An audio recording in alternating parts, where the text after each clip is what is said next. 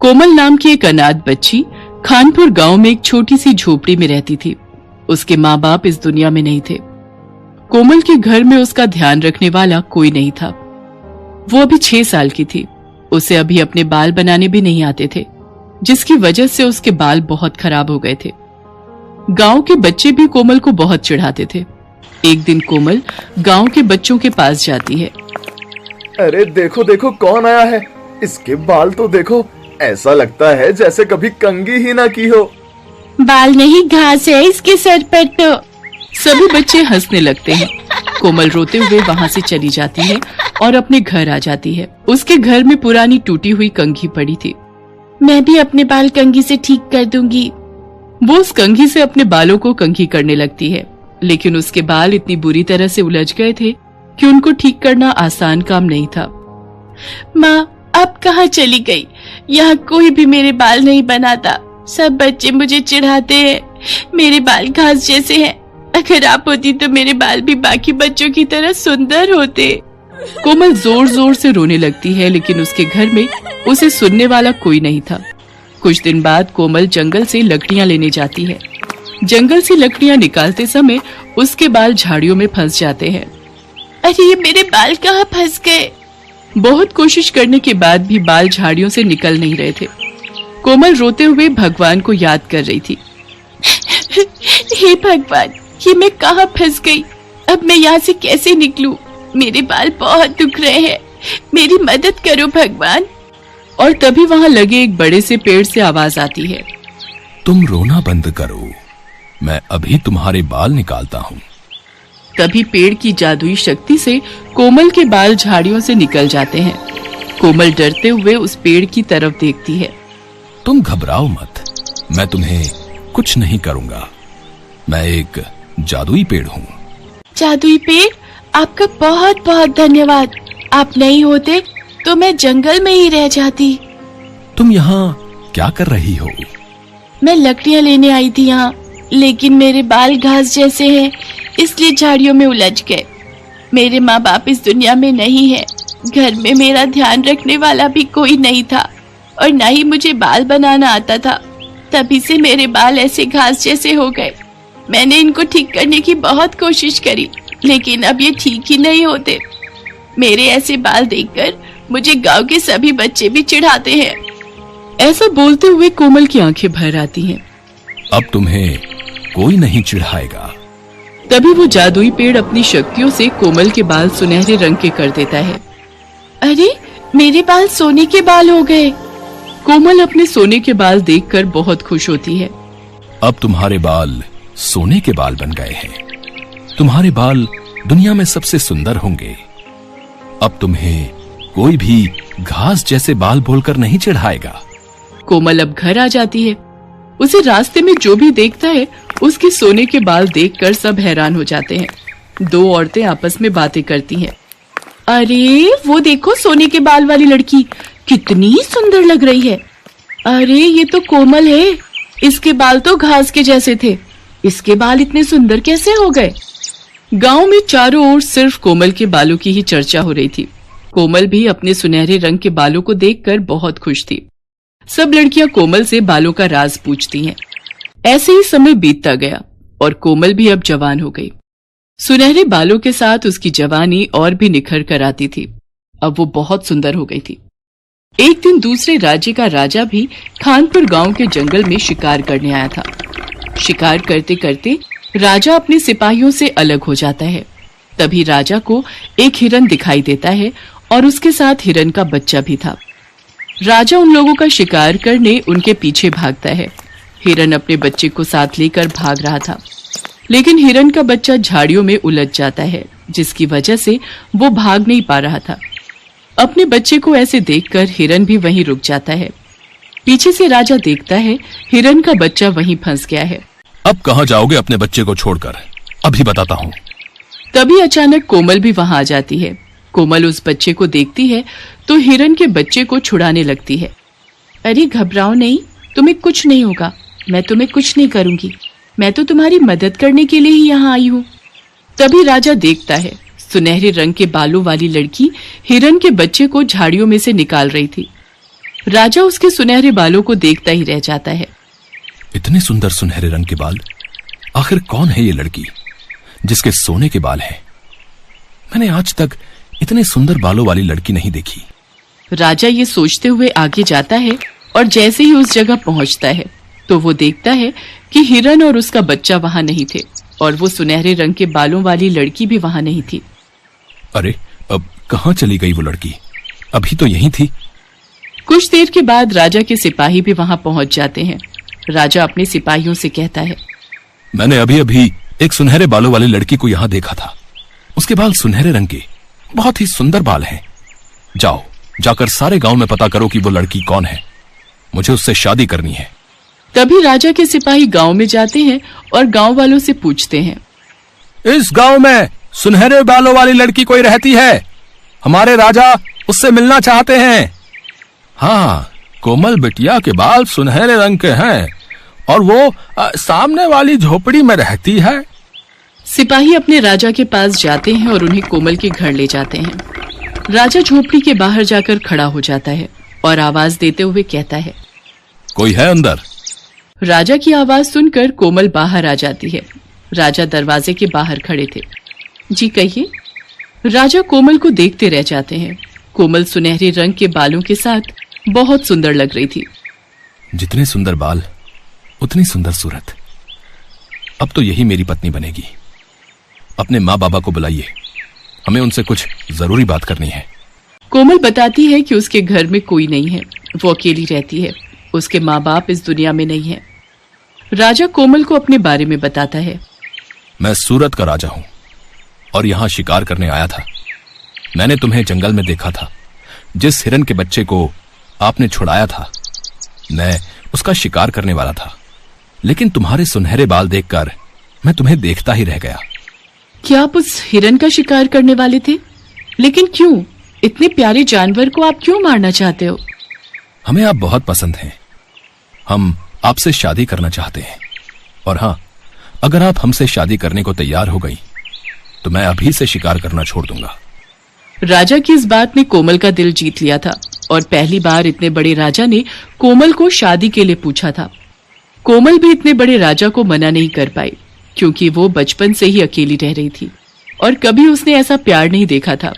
फिर वो राजा गांव के मंदिर में जाकर सबके सामने कोमल से शादी करता है और कोमल को अपने साथ अपने महल में ले जाता है।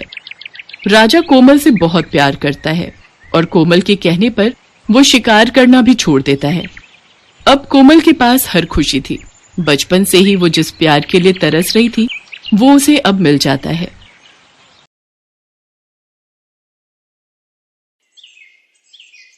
सुहानी अपने पिता महेंद्र के साथ रूपनगर में रहती थी।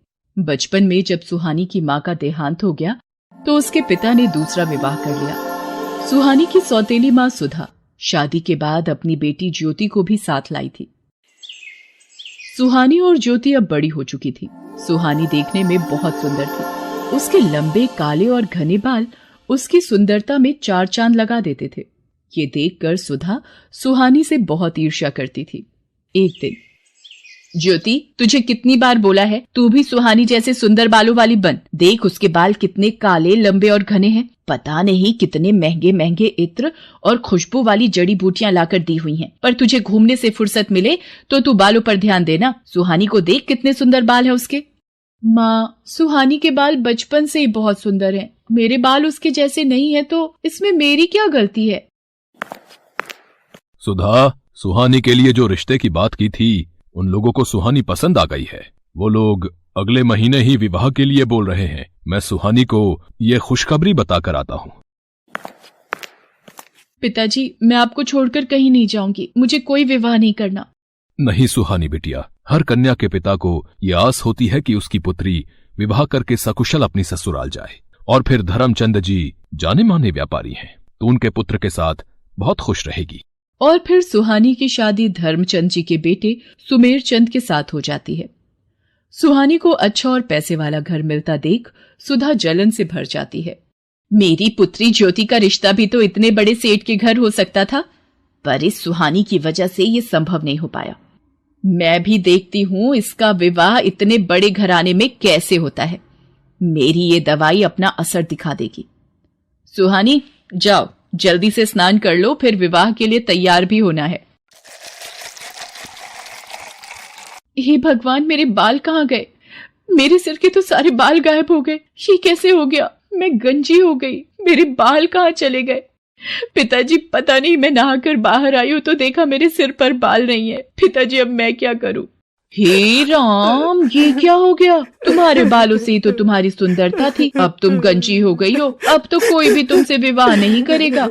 ये सब क्या हो गया प्रभु? मेरी बेटी के साथ ऐसा क्यों हुआ? मेरी बेटी ने कभी किसी का बुरा नहीं चाहा, फिर उसको ही ये दुख क्यों मिला? सुहानी का रिश्ता टूट जाता है। महेंद्र भी सुहानी को लेकर अब बहुत दुखी रहने लगा था। सुहानी जब अपने पिता को दुखी देखती तो वो भी फूट फूट कर रो पड़ती थी, और ऐसा होते देख सुधा और ज्योति मन ही मन बहुत खुश होती थी। अब तो नगर के लोग भी जब सुहानी को देखते तो उसे गंजी कहकर उससे डर कर भाग जाते। अरे, ये गंजी लड़की कितनी बदसूरत दिखाई पड़ती है। हाँ बहन, इसे देखकर तो डर लग रहा है। चलो यहाँ से चलते हैं। हे भगवान, सब लोग मेरे से नफरत करते हैं। मेरे भी सपने थे कि मेरा विवाह होगा, मैं भी अपने ससुराल जाऊंगी। मेरे सारे सपने चूर चूर हो गए। मेरी वजह से मेरे पिताजी भी आज दुखी है। फिर मैं जीकर क्या करूंगी? तभी सुहानी के सामने उसकी माँ प्रकट होती है। माँ, आप कहाँ चली गई थी मुझे इस दुनिया में अकेला छोड़कर? मैं तुम्हारी मदद के लिए धरती पर आई हूँ। तुम बहुत अच्छी लड़की हो, अब तुम्हें निराश होने की आवश्यकता नहीं है। मैं तुम्हें ऐसे बाल दूंगी जिन्हें देखकर लोग तुम्हें कभी नहीं भूल पाएंगे। मैं तुम्हें सोने चांदी के बाल प्रदान करूंगी। जैसे ही सुहानी की माँ सुहानी के सिर पर हाथ फेरती है, सुहानी के सिर पर सोने चांदी के बाल आ जाते हैं। सोने चांदी के सुनहरे चमकते बाल सुहानी की खूबसूरती को और बढ़ा रहे थे। माँ, ये सोने चांदी के बाल तो बहुत खूबसूरत है। आपका बहुत बहुत धन्यवाद। आपने मुझे फिर से सुंदर बना दिया। आपने मेरी सारी परेशानी दूर कर दी। खुशी खुशी अपने घर जाओ सुहानी, अब कभी भी उदास नहीं होना। मेरा आशीर्वाद सदैव तुम्हारे साथ है। सुहानी खुशी खुशी घर की ओर चल पड़ती है। तभी रास्ते में नगर के राजकुमार की सवारी जा रही थी, इसलिए रास्ते पर चलते लोगों को कुछ देर के लिए रुकने के लिए कहा जाता है। नगर के राजकुमार को देखने के लिए कितनी भीड़ लग गई है। भीड़ में से निकलने की कोशिश करती हूँ। ये सोने चांदी के बाल वाली लड़की, अरे भीड़ में इसका चेहरा दिखाई नहीं पड़ रहा। कितने सुंदर बाल हैं इसके, कहाँ गायब हो गई? हम रथ से उतर कर भी नहीं जा सकते। ओहो, कितने सुंदर बाल थे उसके। वो तो खुद भी कितनी खूबसूरत होगी। सुहानी घर पहुंचती है। मैं अपने बालों को इस दुपट्टे से ढक लेती हूँ, नहीं तो माँ ढेरों सवाल पूछ लेंगी। मैंने इसकी ऐसी हालत कर दी है कि इसे अपने गंजे सिर को छुपाना पड़ता है। माँ, तुमने बहुत सही किया इस सुहानी के बाल गायब करके। सुहानी अपने कमरे में आ जाती है।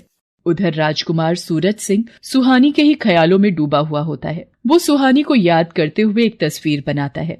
राजकुमार सूरज सिंह, आपके स्वयंवर की सारी तैयारियां हो गई हैं। दूर दूर से राजकुमारियों के लिए संदेश भिजवाया गया है, पर ये तुम क्या बना रहे हो? बिना चेहरे की तस्वीर? पिताजी, ये तस्वीर उस लड़की की है जिसके सोने चांदी के बाल हैं, और मैंने निश्चय किया है कि मैं इसी लड़की से विवाह करूंगा। बस मुझे उसे ढूंढना है, और वो कहाँ मिलेगी मैं यही सोच रहा हूँ। पुत्र, सोने चांदी के बाल वाली लड़की सिर्फ कहानियों में होती है। तुम ऐसी लड़की कहाँ ढूंढोगे? ये जिद छोड़ दो। पिताजी, चाहे मुझे पूरे नगर में ऐलान ही क्यों ना करवाना पड़े, मुझे सोने चांदी के बाल वाली लड़की ढूंढनी है, और जिस लड़की के भी बाल सोने चांदी के होंगे मैं उसी से विवाह करूंगा। सेनापति जी, नगर में ढिंढोरा पिटवा दिया जाए। जिस लड़की के भी बाल सोने चांदी के हैं, हम उसी लड़की से विवाह करेंगे। राजकुमार के कहने पर नगर में ढिंढोरा पिटवा दिया जाता है। क्या राजकुमार सूरज सिंह उस लड़की से विवाह करेंगे जिसके बाल सोने चांदी के होंगे? मैं कल ही अपनी बेटी ज्योति के बालों में सोने और चांदी का पानी लगा दूंगी। राजकुमार को क्या पता लगेगा, और विवाह के बाद तो उन्हें ज्योति को स्वीकारना ही होगा। हाँ, ये ठीक रहेगा। सुधा की तरह ही नगर में बहुत सी औरतों ने जब ये बात सुनी तो उन्होंने अपनी लड़कियों के बालों में सोने और चांदी का पानी लगा दिया। अब तो नगर की बहुत सी लड़कियों के बाल सोने और चांदी के लगने लगे। ये देखकर सेनापति असमंजस में पड़ गया और वो राजकुमार सूरज सिंह के पास पहुंचा। राजकुमार सूरज सिंह जी, बहुत ही बड़ी समस्या आ गई है। नगर में जो भी लड़कियां विवाह योग्य हैं, उन सभी लड़कियों के बाल सोने और चांदी के प्रतीत हो रहे हैं। समझ में नहीं आ रहा है कि कौन सी लड़की है जिसके बाल सचमुच सोने चांदी के हैं। सच का पता लगाने के लिए मेरे पास एक उपाय है। नगर की सभी लड़कियों को राजमहल में बुलाया जाए। सेनापति नगर की सभी लड़कियों को राजमहल में आने का संदेशा देता है। ये लड़की कौन है? इसे भी महल में चलने का आदेश दो। सेनापति जी, पर ये तो गंजी है। सेनापति सुधा की बातों पर ध्यान नहीं देता और ज्योति के साथ साथ वो सुहानी को भी राजमहल ले जाता है। आप सबको मैंने इसलिए आमंत्रित किया है कि मैं अपने लिए उचित वधू ढूंढ सकूं, पर आप सबने ही अपने बाल सोने और चांदी के कर लिए। अब एक एक करके सभी कन्याएं इस फव्वारे के नीचे खड़ी होंगी और बालों की सच्चाई सामने आ जाएगी। ये क्या हो रहा है? अब तो ज्योति की सच्चाई राजकुमार के सामने आ जाएगी कि इसके बालों में सोने चांदी का पानी चढ़ा हुआ है। एक एक करके सभी लड़कियां फव्वारे के नीचे खड़ी होती हैं और उनके बाल धुलकर पहले जैसे हो जाते हैं। बस ये आखिरी लड़की रह गई है राजकुमार, इसे भी फव्वारे के नीचे खड़ा करना है। पर ये तो गंजी है, इसके बाल तो मैंने हो, ये मैं क्या बोलने जा रही थी। इनमें से तो कोई भी लड़की सोने चांदी के बाल वाली नहीं निकली। पता नहीं वो कौन थी, बस ये आखिरी उम्मीद रह गई है। सुहानी घबराते हुए सिर से अपना दुपट्टा उतारती है। सुधा और नगर के सभी लोगों की निगाहें सुहानी के सोने चांदी के बाल देखकर दंग रह जाती हैं। सुहानी फव्वारे के नीचे खड़ी हो जाती है। उसके बाल तो सचमुच सोने चांदी के थे। ये देखकर राजकुमार खुश हो जाता है। हम तुमसे विवाह करना चाहते हैं, क्या तुम्हें मंजूर है? आपको पति के रूप में पाना मेरा सौभाग्य है, पर मेरे बिना पिताजी। सुहानी बेटी, अब वक्त आ गया है तू इस दुख भरी जिंदगी से आजाद हो जाए और खुली हवा में सांस ले सके। तुझे जीवन में बहुत दुख मिले हैं, पर अब राजकुमार सूरज सिंह के साथ विवाह करके तुम बहुत खुश रहोगी। सदा खुश रहो मेरी बच्ची। सुहानी को उसकी अच्छाई का फल मिल जाता है और राजकुमार सूरज सिंह के साथ उसका विवाह संपन्न हो जाता है और सुधा अपने हाथ मलती रह जाती है।